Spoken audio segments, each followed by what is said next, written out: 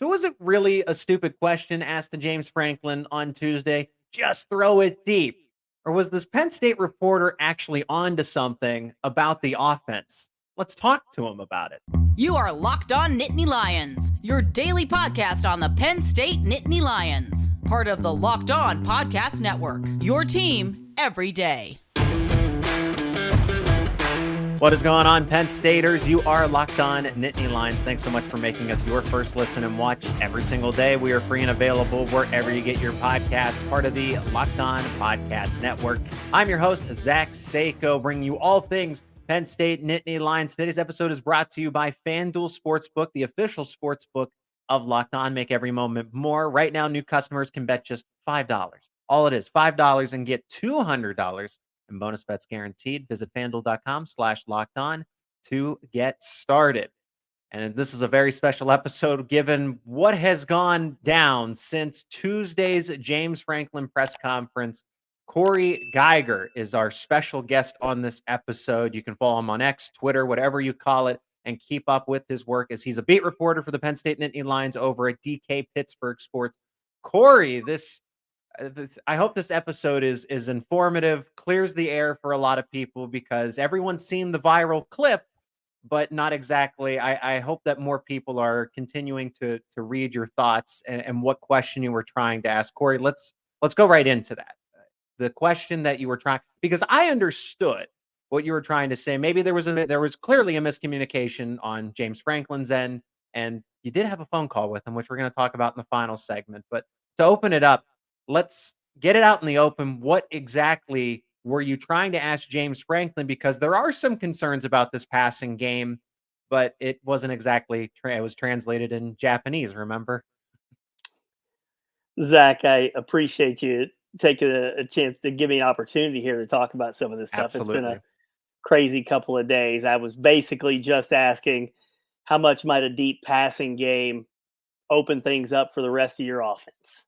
So there, it took me about a second to ask that question. And look, I badly worded the question. It was I've tried to own it and fall on my sword. I've done this for 31 years, and we in this business take pride in the way we ask questions. I host a daily radio show as well. I usually take a lot of pride in communicating and asking good questions. I asked a bad question. I do think that most people knew what I was getting at. And I do think that James Franklin probably knew what I was getting at. But I have to control what I can control, and I should have worded it better. Here's the thing, Zach. If you ask a coach a certain question and you don't do it exactly the way you want, then that coach is going to answer the question the way he hears it. And so James Franklin dunked on me, and that made for quite an entertaining video clip. I myself laugh at it. I've seen it 3 or 4 or 50 times. And I chuckle at it every time as well, just like everybody else. Yeah, somehow it turned into just throw it deep. It seems to be Drew Aller has the arm to just throw it deep, but I think what James Franklin was understanding of this just recklessness. It's Dante Cephas, Keandre Lambert-Smith, send one of them downfield, chuck up the ball, and I get that, but you look at other previous Penn State offenses in the James Franklin era, it seemed like there were plays like that to begin with. So I know that Coach Franklin turned it into a bit of a funny exchange, what was supposed to be a funny exchange, because it turned very serious, and we'll cover that in the second segment. But Trace McSorley would throw it, just throw it deep from time to time. Trust Mike Gesicki downfield and double coverage. Trust guys like Chris Godwin. In the Big Ten championship game, and now that was a different offense. That was Joe Moorhead. The playbook, the system was a lot different, and you had a much different quarterback. Trace McSorley was a much different quarterback than what Drew Aller is. So it's not, I don't know that it is a foreign language to say that, hey, maybe the deep passing game and trusting your receivers downfield isn't such a bad idea. But I understand this, like, yes, recklessly, you don't want to do that, but sometimes you do got to give your receiver a chance. And again, if I would have worded it more succinctly, we probably could have had that discussion and avoided all this, because I will say this about James Franklin. I have a lot of respect for James, the way he answers questions in press conferences. Okay. He gets asked hundreds and hundreds and hundreds of questions, and Mhm. I've asked him hundreds of questions, and he is really good at it. James Franklin is really good at press conferences. He's been asked terrible questions before that are meandering and all over the place, and I will fully admit my question was not great, but I also will kind of fall back and say, if you know Penn State football, you know what I was talking about. It's not Yeah. like I was speaking Japanese or that I'm from Mars. And so while I blew it, ultimately I've got to ask a better question. Yeah. I've heard from literally hundreds of people over the past couple of days that say they knew exactly what I was saying and that he could have answered it that way, Right. maybe given me the benefit of the doubt. He chose not to do that. But clearly, the 2016 Penn State team, you can go find the video. My perception of what Trace McSorley did sometimes was, hey, I'm just going to fire it up and I'm going to give Chris Godwin a chance, because they were Any of those guys. That's right. They were sensational at that. Now, James or some Penn State folks might say, well, those were more calculated, or those are different kinds of things than maybe what he thought I was alluding to. I never said chuck it up. I never said the word chuck, by the way, just to be clear, because a lot of people are throwing it kind of back at me. Why are you saying just chuck it up? I'm just saying, in the NFL, and Drew Aller's going to be a top 5 pick, I think, in a couple years. I think he'll be a number 1 pick, but yeah. He very well could be. He's going to be asked to do exactly what I just said the other day. You just throw it. I mean, now this is not the NFL. This is college. Mm-hmm. They're protecting the ball. They're not turning the ball over. Yep. But in the NFL, you see it literally in every game from every quarterback. I call it the Joe Flacco play. Joe Flacco's best throw was just throw it 70 yards down the field and hope for a pass interference, because that's the way it works in the NFL. And so my perception of, look, I'm not breaking down the X's and O's of route trees and things like that and what's going through the quarterback's mind. But in general, the general feeling, the gist of it is throw the ball, let your guy have a chance to make a play. Because I do think that Drew has had chances to give guys a chance to make a play, and he hasn't thrown it. Yeah. What's lost in translation this week, Zach, is that how much, and that's a much more complicated type of question and discussion that we're going to find out this year and next year, and quite frankly, in the NFL. Is he being ultra conservative on his own and not taking the shot if a guy's there, maybe in a one-on-one for a 50-50 ball?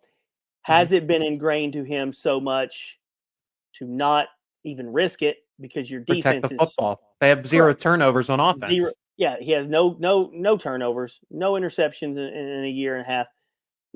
That's amazing. It's sensational. So how much has been ingrained in him to not throw it? And yet let me just point out real quick what I think is happening here. If you're not going to try to extend the field and show you're throwing it deep, defenses can play you a certain way. They can play you up closer. They can play a lot of man. They can put more people in the box to shut down your running game. The running game is down yard and a half per carry this year between Nick and Katron. No explosive runs either. Mm-hmm. So to me, if you connect all of those dots, this is simple. This is football 101. Yep. You throw it deep a few times, keep the defenses honest, opens things up in the running game, takes guys out of the box. In my mind, 2 safeties over the top. Yep. In my mind, that's what I'm thinking. In my mind, and you have an 8 or 10 second window to ask a question. In my mind, that's what I'm trying to get across a little bit. James heard something different, and it turned into a debacle.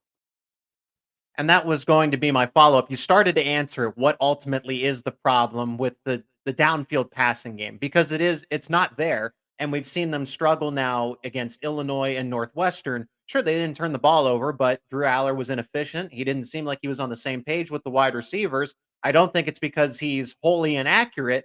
I think it's because there's something wrong with the chemistry. He is a first-year starter. I don't think people quite remember that this is yes, he played a bit his freshman year more than any freshman as a backup would, but he is a 19-year-old first-year college starter in the Big Ten for a top 5 team, for a college football playoff contending team. And then Dante Cephas is brand new to the system and didn't transfer in out of the winter semester into the spring. He transferred in June. So there's not that game changer wide receiver right now. The Keandre Lambert-Smith has improved so much and is a number one. But I'm talking about the game changing speed, the over the top speed, the Saeed Blacknells, the KJ Hamlers, those kinds of guys that can take a top off over the defense. I would like to think maybe Keandre Lambert-Smith is more than that. It's not, but frankly, it's not. Lambert-Smith and Caden Saunders are more of your possession receivers that are good at getting open in tight windows. They're not your game breaker. You send them downfield, but it's Dante Cephas that because they tried it at the tail end of Northwestern. What is the other issue that's preventing Penn State from opening up a passing attack from what we believe to be a future first overall pick? Yeah, and therein lies the issue because this is a team that I think can win a national championship. I think the defense is good enough, although we have to wait and see. They haven't played a great offense or anything like that. But if they can get this part, all of this discussion figured out, I think they could win a national championship. And it's been a long, long time since that's been the case. They're not going to win a national championship if they do not possess the ability to throw the ball deep on occasion. My biggest question coming into the season was the wide receiver. Do they have a legitimate Big Ten number one wide receiver? KLS is a good receiver. I do think he's more of a possession receiver. Getting Trey Wallace back, I do think is a big factor. That's one of the bigger stories I think maybe that can come out of this week is if he can come back, he plays against UMass and he's available against Ohio State. Maybe he's the guy, Zach. Maybe he's the number one target down the field or something. We'll see. Well, think about that. Let me interject there because against West Virginia, Drew Aller's throwing for 3-4 touchdowns and 325 yards, and Trey Wallace is on the field for a majority of those snaps. And we're finding out how good the Mountaineers actually are. Yeah, it changes the whole dynamic. And so maybe we haven't seen a lot of the opportunities down the field because of the personnel situations and obviously the way the defenses are playing them, but not having Trey Wallace. So the question then becomes, can they do it? Okay. Just because we haven't seen it yet doesn't mean they can't do it. So they're going to have to do it at some point, and they haven't done it yet. Are you going to just roll into the horseshoe in Columbus and start doing things that you haven't done yet? That's a tough ask. And so that's why this is, to me, this is the biggest issue of the season. What we're talking about here, it's turned into a comical thing, with James's answer and my terrible question. This is the season to me. The defense is good enough. The running game is good enough. I do think the offensive line is good enough. And people who say, well, the offensive line hasn't played up to standard yet. Well, how can they when they've got an extra defender or two in the box to stop the run because teams aren't respecting the deep passing game? So you have to connect all these dots. You have to add all this stuff up. And if they can get this element figured out, then the sky's the limit for this team. But is it that they're not looking to do it, or that Drew is not looking to do it? If he's being a little hesitant, if he's being overprotective of the ball so that he doesn't throw an interception, that is a question to me. Because again, I think the first series at Northwestern, there were 2 plays in the first series where they had a guy kind of breaking free a little bit, and whether he saw it or didn't see it in time, he didn't throw the ball there. He took a check down.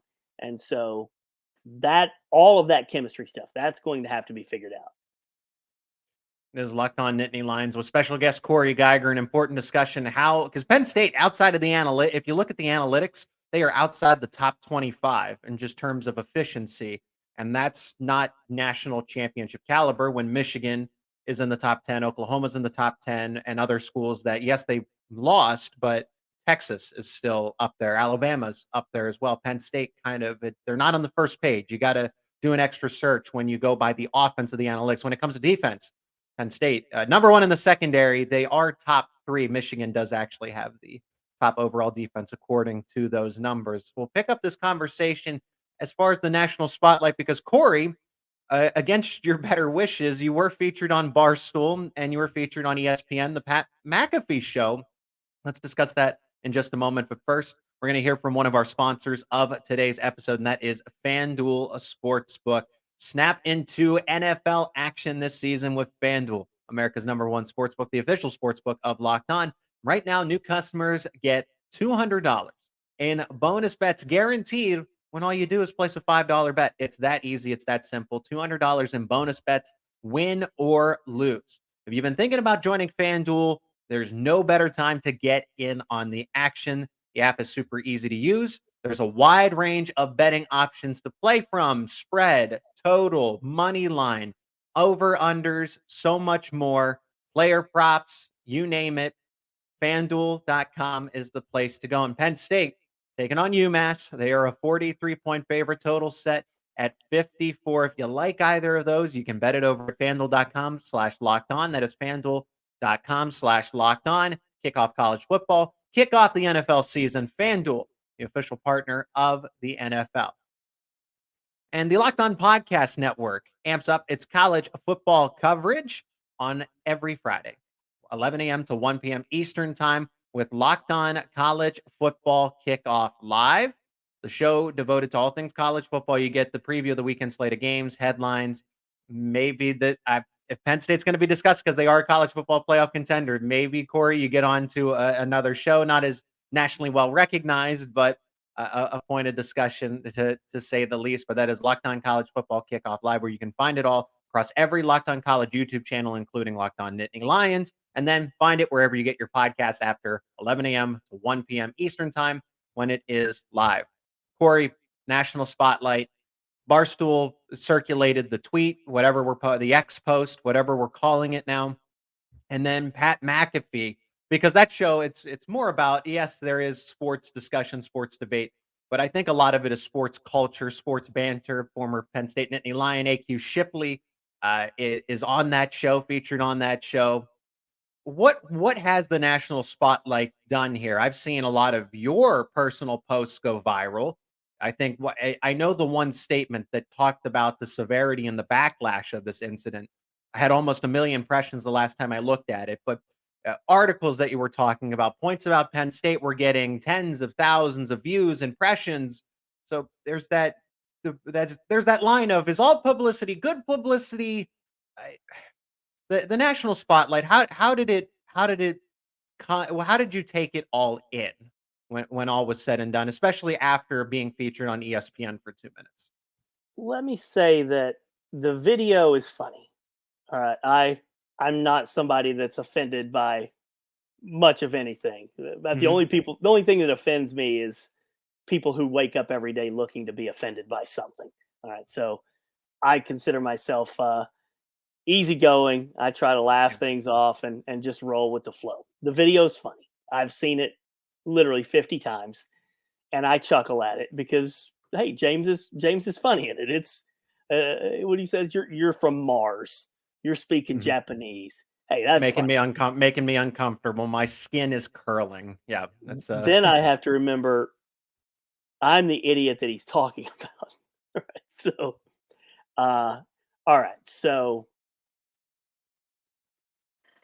my feeling on it is this. His reaction made it a funny video that went viral. Mm-hmm. I've gotten hammered for asking a stupid question. And while I will admit 1 billion times I should have worded it better, if you know Penn State football, you know what I was talking about. Yep. Anybody who understands this team, Trace McSorley, and everything in between knows the gist of what I was saying. All right. And so Josh Pate, it was on Late Kick with Josh Pate, and he ripped me for saying, doubling down. Hey, if the guy's not open at 30 yards, throw it. Maybe he's open at 45 yards. That's basic offensive football there. I mean, that's what quarterbacks do. You don't throw to an open guy, you throw to a spot.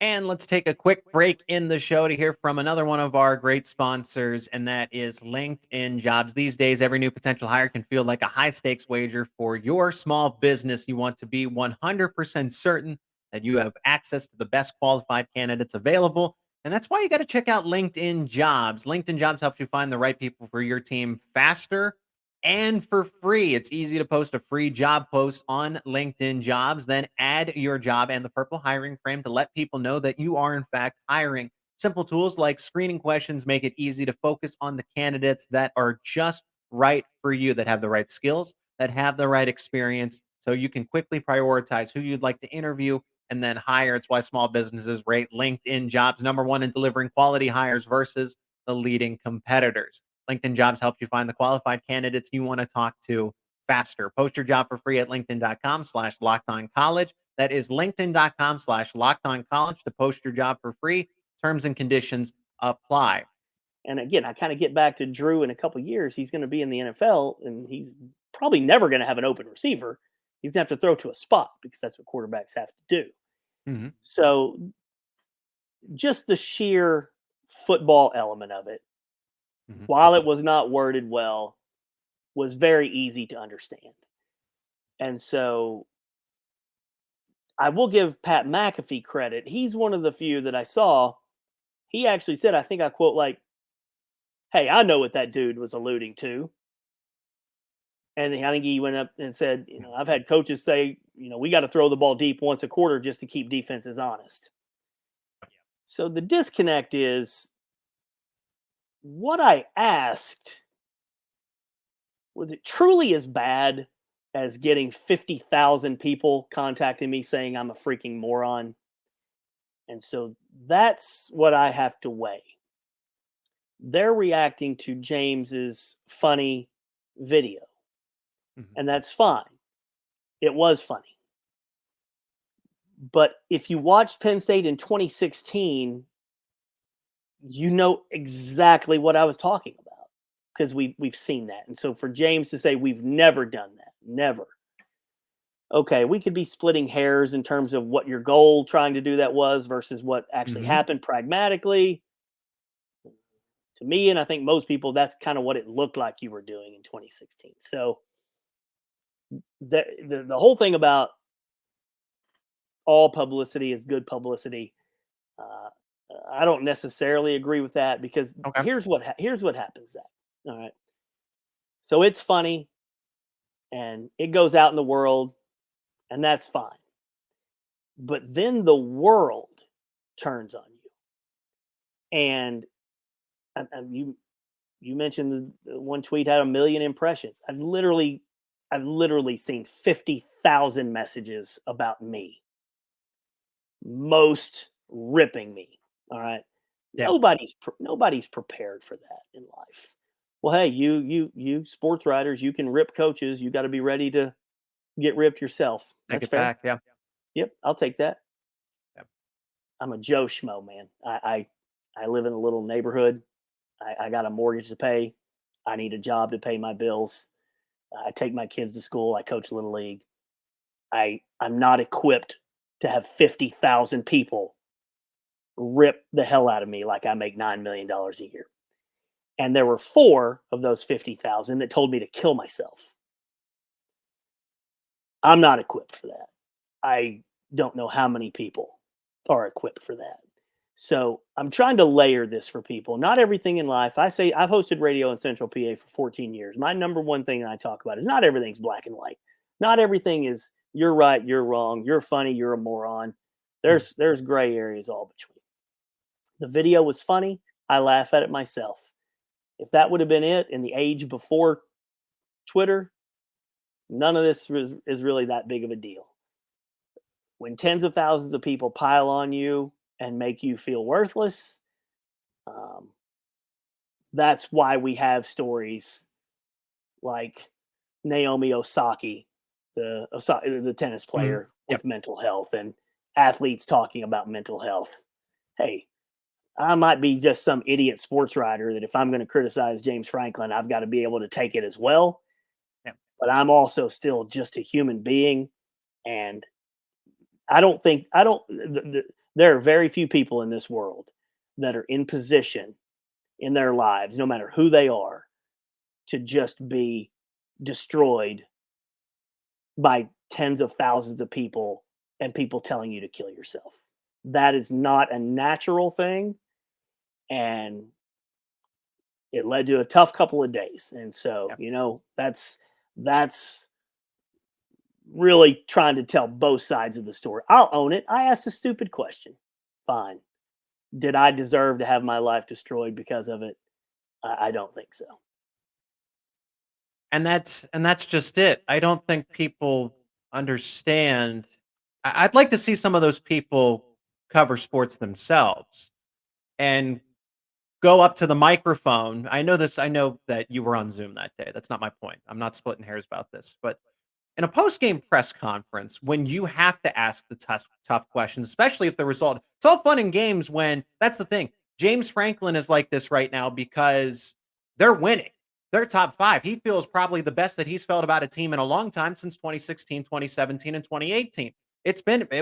There were some, at least the 2020 and 2021 were some not so good teams, right? Those were some bad seasons, and we know the circumstances, especially around 2020. But Penn State was set back as a football program, right? But it was not fun to ask questions in some of these press conferences. So I pose to those people who really think it's that easy to just ask a question and ask it well and expect a good dialogue.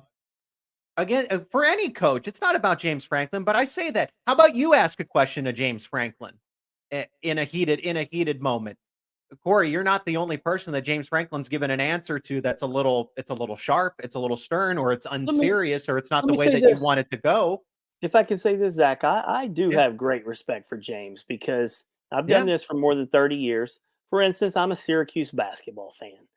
Jim Boeheim would bite reporters' heads off all the time needlessly. He was a gigantic jerk to a lot of the reporters that covered Syracuse basketball. He would embarrass them and turn a simple question into some foolish thing. And I'm saying that as a Syracuse fan. Okay. How about Bill Belichick? Right. I would never want to ask him questions. Right. Bob Knight used to do it. Jim Calhoun used to do it at UConn. James has never really done that. I think James is as good in press conferences as there is anywhere. I mean, James is fantastic. He really is. I've got a lot of respect for James. He's incredibly smart. He's incredibly consistent. He does not give bulletin board material. The whole thing with the schedule this week, he wasn't giving Michigan bulletin board material. He was saying what Michigan's doing is actually right. I mean, James is a very, very smart guy. He knows what he's doing. He knows what he's saying. He's been asked many thousands of questions. He has always given the reporter the benefit of the doubt. He's not looking to embarrass anybody. I didn't really get that benefit of the doubt on Tuesday. And again, I will say it for the 50th time. I did not ask the question the right way, but I was surprised I didn't really get much benefit of the doubt from James because he's been asked far worse questions than that. And he will typically toe the line and be respectful and let you know in a subtle way. He might get upset. I've probed. I've asked James difficult questions before, and he hasn't liked it. But he's never started saying things like that's Japanese or you're from Mars, because that's the kind of video that will just embarrass somebody. So to try to parse this, I will say that he is really good in those settings. And so maybe I let my guard down and did not think the question through as well as I needed to. What happened was you get called on in these Zoom things, and I'm usually about the last person on the Zoom to get called on Tuesday. Then they go to the reporters in the room. And I was going to ask a question about the defense. I was going to ask him how the defensive pressure and turnovers help the offense. Okay. Then Mark Wogenrich had just asked a question about Drew Aller in the deep passing game. Yeah. And this is where I erred. I had a question written down. Usually we read our questions verbatim. I kind of winged it with a follow-up to Mark Wogenrich's question right before me. Did not word it the right way, but I've probably had 10 years of doing this where, hey, even if you mess up a question, you kind of trust James that he's not going to humiliate you or anything like that because he's really good at that. And then I happen to be in the wrong place at the wrong time with the wrong question. So there's some background of how it all happened. I'm surprised it happened. Mhm. I will say, again, anybody that knows Penn State football, they know what I was trying to ask. Yeah. So to just get dunked on by all these sports hosts around the country who just are agreeing with James Franklin because it's funny. Look, bottom line is they'd better damn well do what I said or what I was talking about against Ohio State and Michigan. Because if you don't, you're going to lose those games. All right. So, like I said, this is the biggest issue of the season. You've got to open things up. You've got to get some things going overall offensively if you're going to beat those teams and compete for a national championship. And I think most Penn State fans understand that. So, Cory, I appreciate your perspective and coming on to the show to talk about all of this, the fun side of it, right? It was supposed to be fun. It really was. And then it got very serious with the way that it turned, and people just seem to have lost all self-control. But I appreciate the transparency. And you kind of went into it here already with the third bullet point on the screen, the third segment itself, and that was your relationship with James Franklin and covering Penn State, because you've covered Penn State for a long time. You covered Joe Paterno. You covered Penn State at the height of the sanctions themselves and the scandal. And then James Franklin with all of the coaching rumors, right? That he's going to Florida, he's going to USC, he's going to LSU, he's going everywhere. He's not staying at Penn State. And the consistent has been he's stayed at Penn State. So you've taken on the tough topics that Penn State fans and Penn State reporters don't exactly like talking about. I'll say that. James Franklin, I mentioned at the top of the show, and this was something you already put out there, that he called you to have a discussion, a conversation with you. How did that go? He did, and I have tremendous appreciation and respect for James doing that. He did not have to. He's the CEO of a football program that's worth probably close to $1 billion. They've got 100+ employees. He's getting ready for a football game. Part of me feels bad that James has had to deal with this himself to a degree, because this was on the front page of Fox News, for goodness sake, which is ridiculous. But I think they saw the tweet that I put out that, people wishing I was dead, that kind of thing. And then I had a tough couple of days. And so I appreciate James for reaching out, just offering some words of encouragement. We had a nice little football discussion. I'll keep that to myself. We're not always going to agree or disagree on everything, but you know what? Leadership, Zach, I'm a big proponent of leadership and respect. I tell my kids every day, be a good leader. That's really my motto in life. Be a good leader. I do think James Franklin is a good leader, a good person, a good representative for Penn State. And he showed me a lot of humanity by taking a few minutes to call me. And that was very much appreciated, because, hey, fans out there might think, oh, you made national news. That's pretty cool to be on Pat Mac. No, it's not. It's Not under really these not. circumstances. It's not really. Do you feel like you do? This is the last question I had in the bank. Do you feel like you ask the toughest questions, the ones that do actually make coaches, whether it's, I don't care if it's James Franklin, you drop yourself in any other setting. Do you feel like you do, out of the entire Penn State media, there are a lot of respectable reporters. It's not to poke at anybody else that covers this team. But do you feel like you ask the questions that some people hesitate to? I'm one of those people. I don't always ask the toughest ones, and because I'm not at every press conference, I don't go to all the Wednesday press conferences, for instance. I am one of the group of reporters that, for a long, long time, has kind of been relied upon to make sure a tough subject is broached. Audrey Snyder, Ben Jones, Neil Riddell, Dave Jones, Mark Brennan, Rich Scarcella. I'm naming some pros of pros. These are terrific journalists. Definitely. Joe Giuliano used to cover him for the Philadelphia Inquirer. There are a handful of us, and I hate to leave out a few people, but there are 10, 12, 15 of us that we are hardcore journalists. We're not sports fans in the room. We're hardcore journalists, and we know that the questions have to be asked. And I've always been in that group. And I take a lot of pride in being a good journalist, and I take a lot of pride in making sure the questions that have to be asked are asked. And a lot of times somebody else will ask the main 2 or 3 questions or whatever, and I get to throw a softball question or what have you. But if something needs to be addressed, I'm definitely one of the group, and always have been, that will ask those kinds of questions. Now, whether I always will be that guy, I've thought about that a lot over the past couple of days, because it's been pretty tough to go through this, and I certainly don't want to go through it again.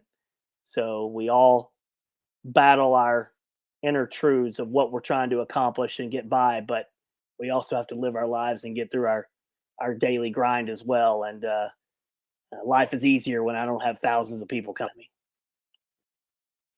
Cory, I really appreciate the time.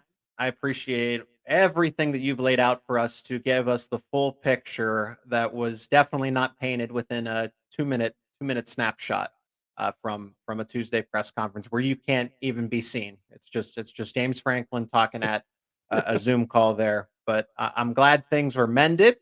I'm glad that you are safe and well and healthy.